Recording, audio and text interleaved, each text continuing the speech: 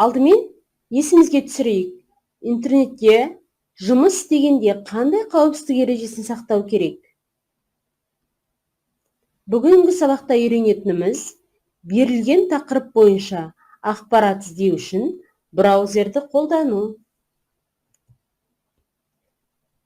Балалар, сендер интернет және браузер ұғымын бірінші сыныптан танысыңдар. Браузер компьютерлік желідегі ақпараттарды компьютерден іздеуге және оны көруге арналған программа. Ақпаратты қалай іздейміз? Мына суретте жиі қолданылатын Google Chrome браузер терезесі берілген.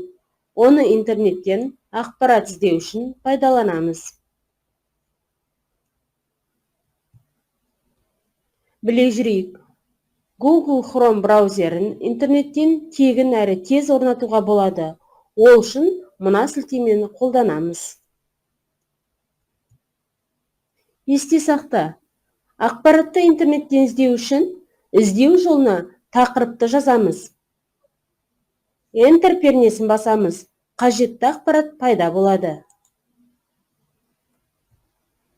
Анықта, қандай ережелер бұзылды? Бірінші, Ерасыл 2 сағат интернетте ойын ойнады.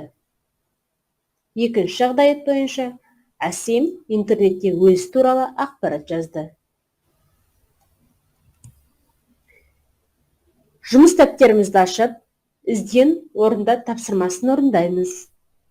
Браузерлер атауы мен суреттерін сәйкестендір.